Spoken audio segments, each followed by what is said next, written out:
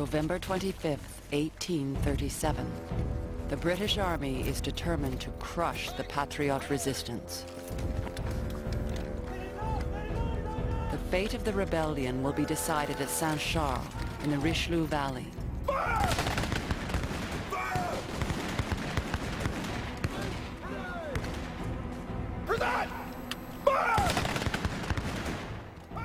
Jean-Philippe Boucher-Belleville is one of the 250 rebels.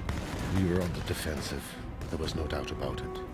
And for us, the whole question came down to this. Were we to yield up our property, our women and children, to a horde of barbarians without so much as a struggle? To barbarians who had come not to obey the law, but to plunder us by fire and sword and fill their own pockets?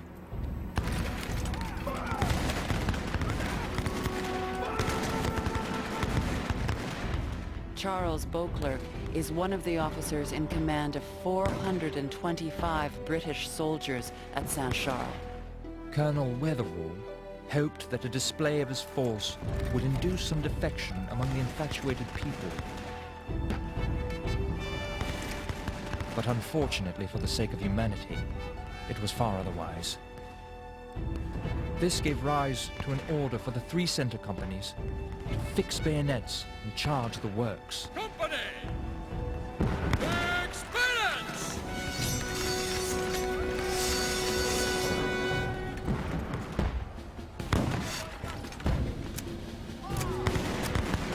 To the front! March!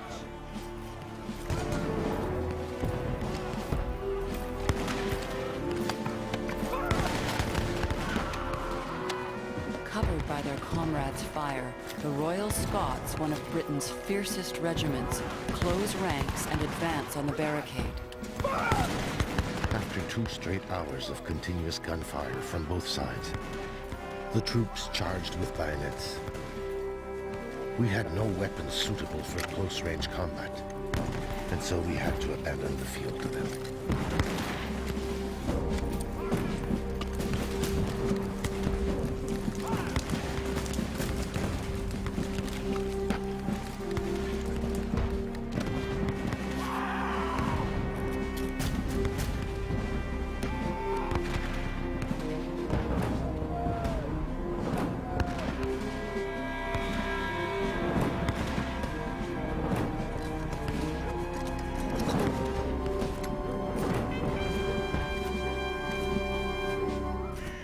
Most of the Patriots surrender, Lieutenant! Move your platoon forward and take care of the prisoners! but others refuse to admit defeat.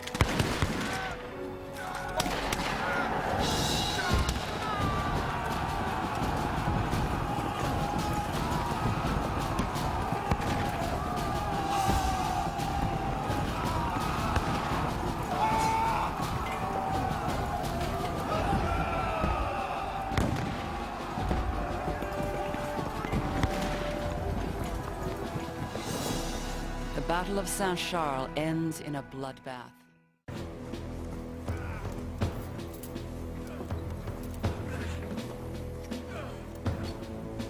In Lower Canada, armed rebels prepare for one last stand in the county of Two Mountains, northwest of Montreal.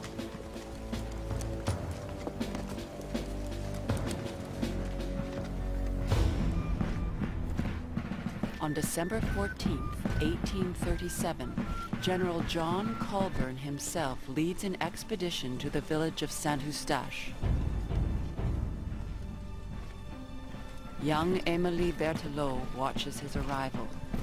At 10 o'clock in the morning on a Thursday, a cold, clear, beautiful day, the English troops marched down the King's Road, 1,500 strong.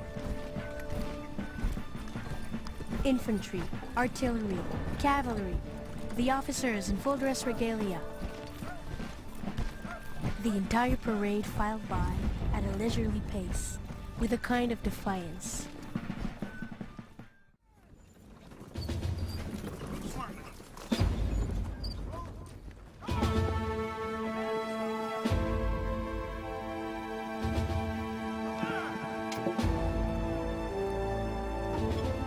But But one of the Patriot leaders, Dr. Jean-Olivier Chenier, is determined to fight back.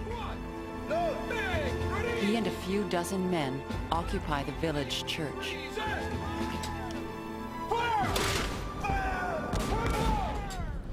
General Colburn orders his artillery to fire on the Patriot stronghold.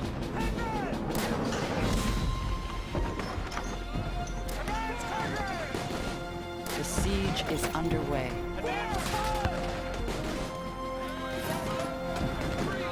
The parish priest, Jacques Paquin, witnesses the cannonade. All the cannons began firing together, battering the church with astonishing rapidity. The masonry was extremely solid and resisted a tremendous number of cannonballs as they were fired off, one after the other. The church holds out against the cannon fire for 2 hours.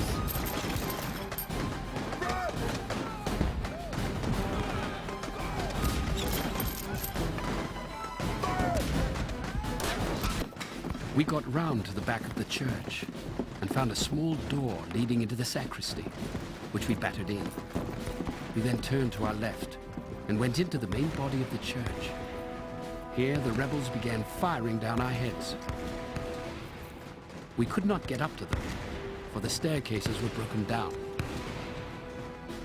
So Ormsby lighted a fire behind the altar and got his men out. Father Paquin recounts the last moments of the battle.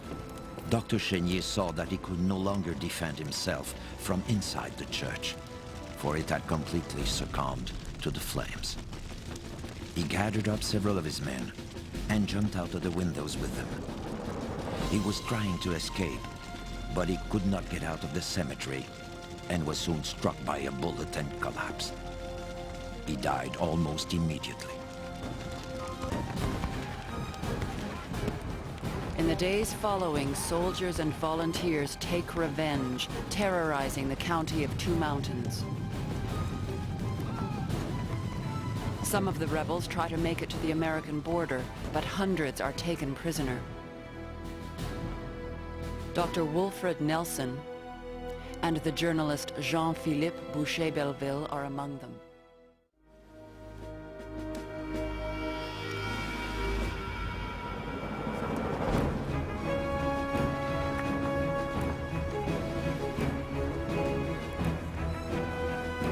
As Lord Durham sails for England, a second rebellion breaks out in Lower Canada. The Hunters' Lodge attacks the manor house of the Seigneurie of Beauharnois. Inside are the seigneur's son, Edward Ellis, and his wife, Jane. She sees her captors as French revolutionaries. But the Patriot victories are short-lived.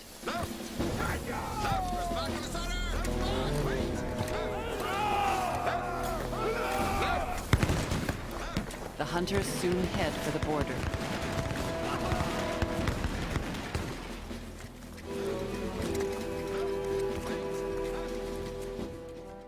The whole region south of Montreal pays a high price for the second uprising. A Montreal Herald journalist describes the reprisals. All the country back of La Prairie presented the frightful spectacle of a vast expanse of livid flame.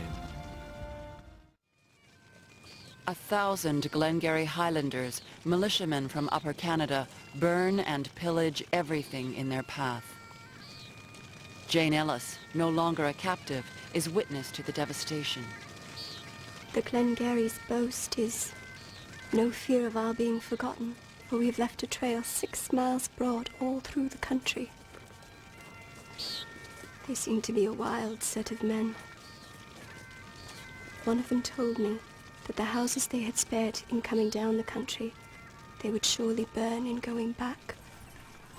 Hundreds of rebels are convicted of high treason.